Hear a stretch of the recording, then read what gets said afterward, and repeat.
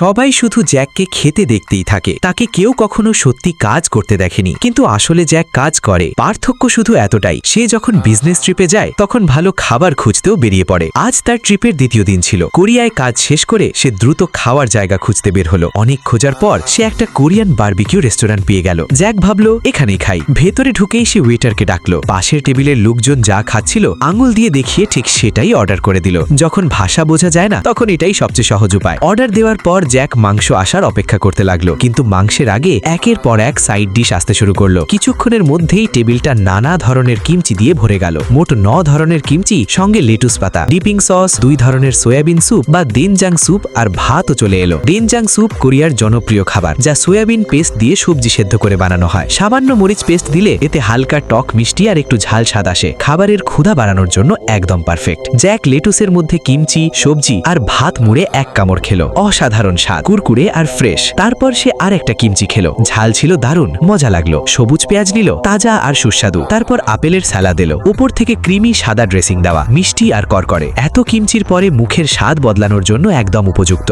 ঠিক তখনই barbecue short ribs চলে এলো। রিবসগুলো ছিল বড় বড়, উপর থেকে তেল চলচল করছিল। দেখেই জ্যাকের মুখে পানি চলে এলো। ওয়েটার মনে করিয়ে দিল আগে এগুলো গ্রিল করতে হবে। ততক্ষণে জ্যাক সাইড ডিশ খেতে শুরু করলো। ভাজা সবজি ছিল নরম আর স্মুথ, সামান্য মাংসের স্বাদও ছিল। ফার্ন সবজি ছিল সুগন্ধি আর নরম। বিন স্প্রাউটস ছিল মিষ্টি, একটু ঝাল আর করকরে। কিছুক্ষণ পর রিবসও প্রস্তুত হয়ে গেল। জ্যাক সঙ্গে সঙ্গে জ্যাকেটও খুলে ফেললো। এখন পুরোপুরি খাওয়ার মুডে। রিবস একদম শুকনো নয়, বরং নরম আর রসালো। জ্যাক একের পর এক খেতে লাগলো। এত স্বাদ যে থামার ইচ্ছেই হচ্ছিল না।